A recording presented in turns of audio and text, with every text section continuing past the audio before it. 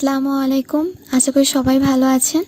আজকে আমরা যে কমপ্লিটিং স্টোরিটি পড়ব তার নাম হচ্ছে ইউনিটি ইজ স্ট্রেংথ। এর বাংলা অর্থ একতাই বল। Once upon a time there lived a farmer in a village. একদা একজন কৃষক একটি গ্রামে বাস করত। He had 4 sons. তার 4 জন ছেলে ছিল। They were all grown up. তারা সবাই বড় হয়েছিল। But they had no good relation with one another. কিন্তু তাদের মধ্যে ভালো সম্পর্ক ছিল না একজনের সঙ্গে অন্যের। They were disobedient. তারা ছিল অবাধ্য। And always quarrelled among themself. এবং সবসময় নিজেদের মধ্যে ঝগড়া করত। The farmer was very much dissatisfied with them. কৃষক তাদের প্রতি খুবই অসন্তুষ্ট ছিল। And try to make them united. এবং চেষ্টা করত তাদের মধ্যে ঐক্য তৈরি করার। But they didn't pay any heed to him. কিন্তু তারা তার কোনো কর্ণপাত করত না। As he was getting old and weak day by day, he became very anxious about the future. যেহেতু দিনের পর দিন সে আরও বেশি বৃদ্ধ এবং দুর্বল হয়ে পড়েছিল, সে তাদের ভবিষ্যৎ নিয়ে আরও বেশি উদ্বিগ্ন হয়ে পড়ত। অ্যাট লাস্ট অবশেষে হি মেড এ প্ল্যান। সে একটি পরিকল্পনা করেছিল। To teach his sons. তার ছেলেদেরকে শেখাতে। How to live in unity. একতাবদ্ধভাবে কিভাবে বেঁচে থাকতে হয়। To materialize his plan. তার পরিকল্পনা বাস্তবায়ন করতে। One day he called his sons together and said. একদিন সে তার ছেলেদেরকে একসাথে ডাকলো এবং বলল, I have called you to give my last advice. আমি তোমাদেরকে ডেকেছি আমার শেষ পরামর্শ দেওয়ার জন্য। I will not live long. আমি বেশি দিন বাঁচব না। But I feel very unhappy to see you quarrel among yourself. কিন্তু আমি খুবই অসন্তুষ্ট তোমাদের নিজেদের মধ্যে ঝগড়া করতে দেখে। He told his eldest son to bring some sticks and rope. সে তার বড় ছেলেকে বলল কিছু লাঠি এবং দড়ি আনতে। The son brought some sticks and rope. ছেলেটি কিছু লাঠি এবং দড়ি এনেছিল। The old man asked him to bind the sticks together. বৃদ্ধ লোকটি তাকে লাঠিগুলোকে একসাথে বাঁধতে বলল। এখানে অনেকের প্রশ্ন থাকতে পারে, এখানে আমি আস্কড ব্যবহার করেছি কিন্তু কোশ্চেন মার্ক দিইনি। আসলে এখানে বৃদ্ধ লোকটি আদেশ করেছে তার ছেলেকে, তো এখানে আমি টোল্ড দিতে পারি, আস্কড দিতে পারি।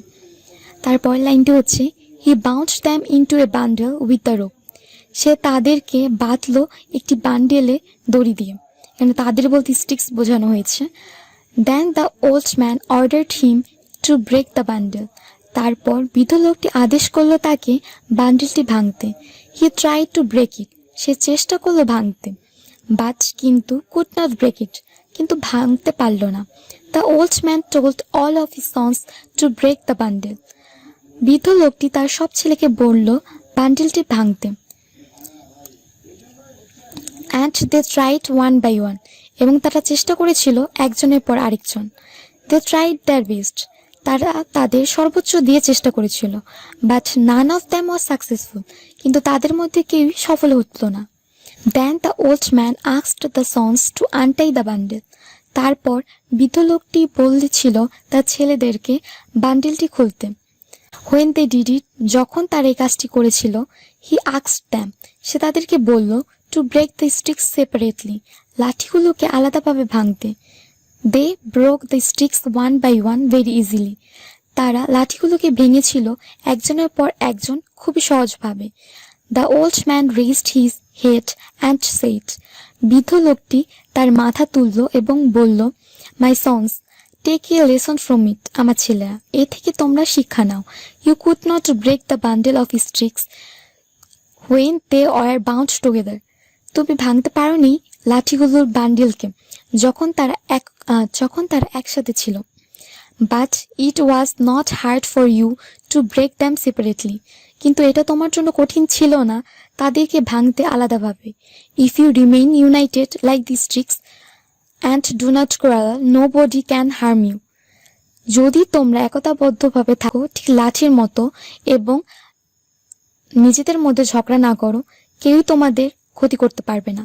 অন দ্য আদার হ্যান্ড, অপর দিকে, if you quarrel among yourself, যদি তোমরা নিজেদের মধ্যে ঝগড়া করো, you will lose strength and your enemies will easily do your harm. তাহলে তোমরা একতা হারাবে এবং তোমাদের শত্রুরা তোমাদের খুব সহজভাবেই ক্ষতি করতে পারবে। সো লিভ ইন পিচ, তাই শান্তিতে বসবাস করো। The sons got the point, ছেলেরা তার কথা বুঝতে পারল। And promise to follow their father's advice, এবং প্রতিজ্ঞা করল তার বাবার শেষ পরামর্শ অনুসরণ করার। অ্যাট দিস, এভাবেই the father became very happy, তাদের বাবা খুব খুশি হয়েছিল। And prayed to Allah for their success, এবং আল্লাহর কাছে প্রার্থনা করেছিল তাদের সফলতার জন্য। সো আজ এই পর্যন্তই, আল্লাহ হাফেজ।